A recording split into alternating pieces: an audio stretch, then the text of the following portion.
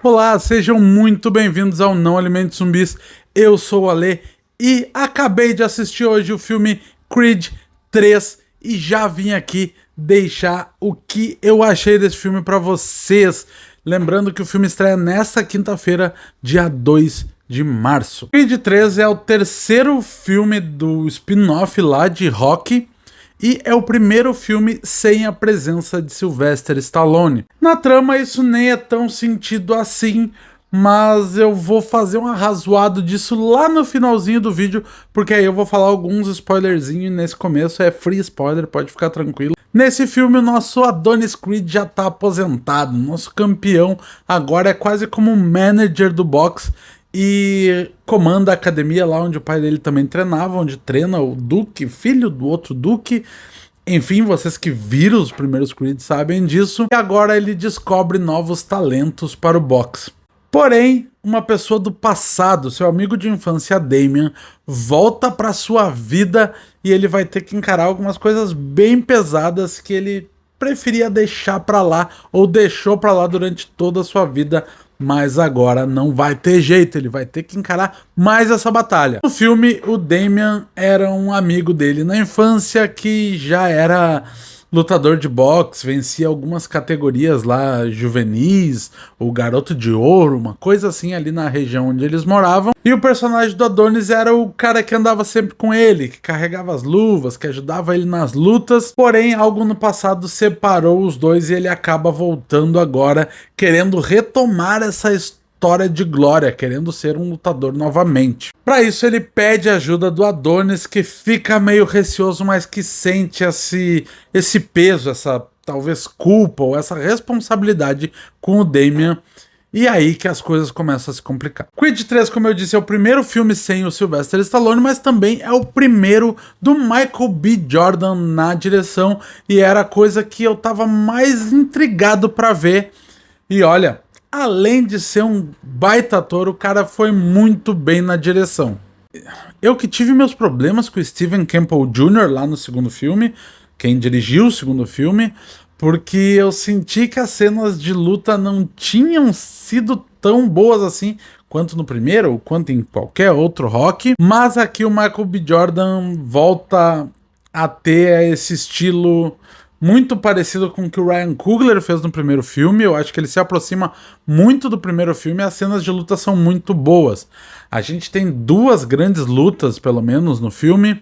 A primeira é excepcional, a segunda ela é boa em alguns momentos, mas eu tive meus probleminhas, eu já vou abordar isso mais lá na frente também.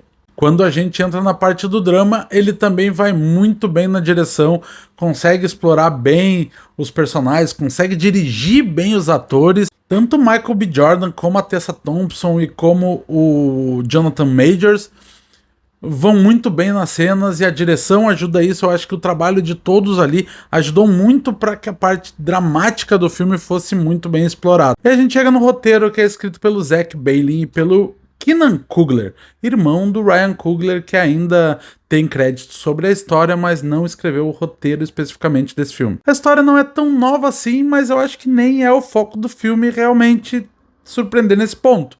Eu acho que ele pega uma história simples e consegue desenvolver muito bem durante o filme. Pelo menos essa batalha ou esse dilema entre o Damian e o Adonis funciona muito bem dentro do filme. O Damian era um boxeador, ganhou alguns prêmios amadores ali, o personagem do Adonis andava sempre com ele. Só que ele acaba sendo preso, fica 20 anos e agora voltou e quer voltar a lutar e cobra de alguma forma isso do Adonis. O Adonis se sente um pouco pressionado, se sente um pouco responsável por tudo que aconteceu com o Damian, resolve ajudar ele até que tem alguma reviravolta e obviamente que os dois vão lutar, isso tá no trailer, não é novidade pra ninguém. A outra parte que eu esperava ver muito nesse filme é a parte do Adonis, a gente entrar mais na personalidade dele, já que a gente não vê tanto isso nos dois primeiros filmes, e o filme também entrega isso. A gente não vê só a relação do Adonis com o Damian, mas também com a mãe dele e com a família dele. Eu acho que essas coisas se complementam muito bem dentro da história, principalmente o quanto é difícil pro Adonis falar do passado, quanto é difícil para ele que viveu num ambiente tão masculino, tão, né, que é força e força e força, abrir o coração e falar sobre os sentimentos, sobre coisas que ele guardou a vida inteira. É muito bom como o filme trata isso com uma certa delicadeza e funciona muito bem. Principalmente porque as cenas com Michael B. Jordan e com a Tessa Thompson são maravilhosas. Acho muito legal que o filme dá esse protagonismo um pouco a mais para ela, bota ela um pouco mais dentro da história, na importância dela dentro dos filmes do Creed. E é muito legal também como o filme trata a questão da filha não ouvir. É muito natural a forma como ele tem a relação com a filha, como a família tem a relação, como ela se relaciona, inclusive com as outras pessoas que vão cruzando o caminho deles. Porém, aqui a gente tem um ou outro probleminha. O filme cria um plot twist para essa relação dele com a filha e simplesmente depois abandona, não retoma mais isso durante o filme. Parece que plantou alguma coisa para um possível futuro, mas que dentro do filme acabou ficando bem jogado e é nítido isso, principalmente da forma que o filme termina. E aí a gente vai pro final do filme, que pra mim foi onde pegou um pouco. A gente tem uma luta um pouco na quebra da primeira pra segunda parte do filme. Essa luta é muito boa, realmente lembra os bons momentos da franquia como um todo, de Rocky, do próprio Creed. E aí a gente tem a grande luta com o Adonis contra o Damian no final. E aqui, pra mim, faltou um pouco. O filme ele vai numa crescente na parte dramática, até um fato que eu não vou dizer pra vocês qual é, porque, né, é uma surpresinha do filme, mas nessa parte de pico dramático, quando realmente tudo começa a ser revelado e quando as partes mais fortes acontecem, o filme ergue essa tensão que era para explodir na luta. Essa luta ela tinha que ser realmente muito pesada, muito violenta, como a gente já viu várias vezes no Rock, deles saírem realmente arrebentados. Afinal de contas, eles chegam nesse ponto do filme como grandes inimigos ali. O filme costura isso para que eles cheguem dessa forma, transformando o Damian num grande vilão.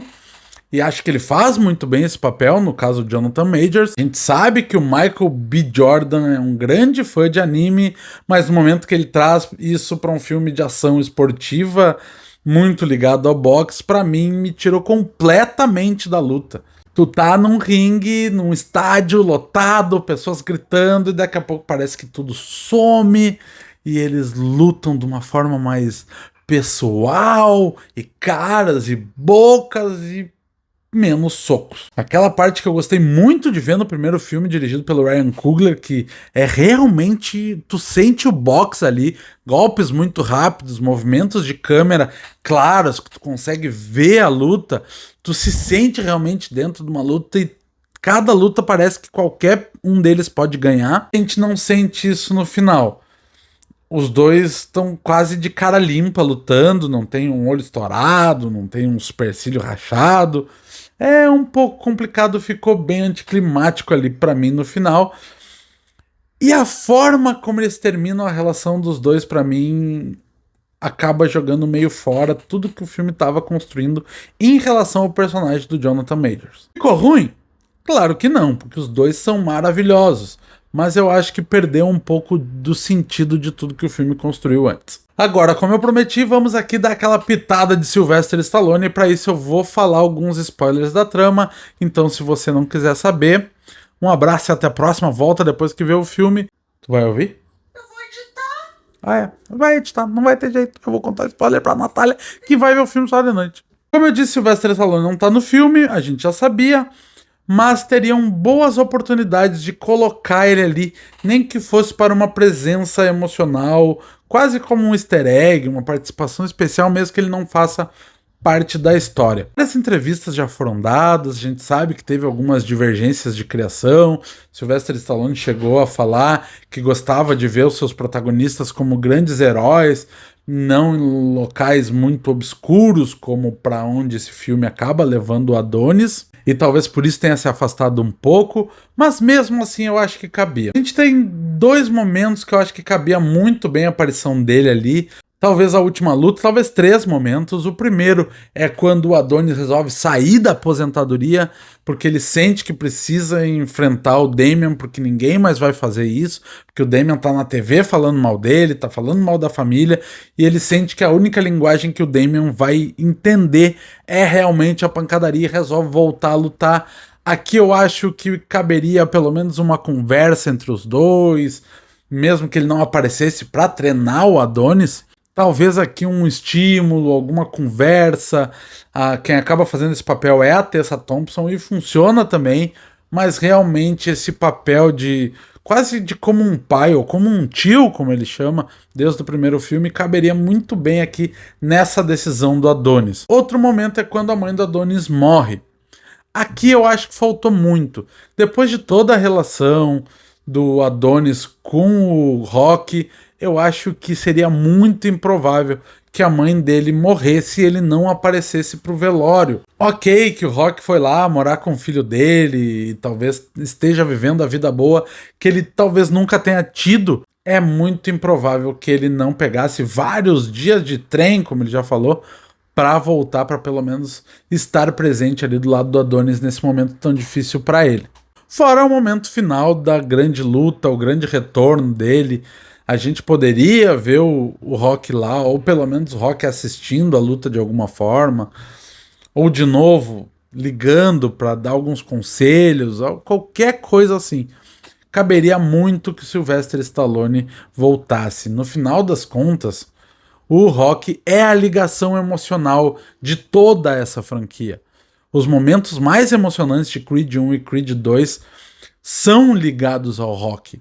Então, no momento que tu tira isso, por mais que Creed 3 ainda consiga emocionar, parece que falta essa ligação emocional com toda a história. Afinal, Creed fala muito de legado. E por mais que o segundo filme tenha fechado muito bem isso, eu acho que a cena final do segundo filme, com o Rock dizendo agora é o seu momento, e ficando de fora do ringue, eu acho que diz muito isso, que realmente esse legado está sendo passado pro Adonis, mas eu acho que tirar ele completamente, pelo menos eu senti falta. De qualquer forma, Creed 3 mantém o nível da franquia, é um excelente filme de novo, tem esses poréns aí, mas com certeza vale a ida no cinema nesse final de semana.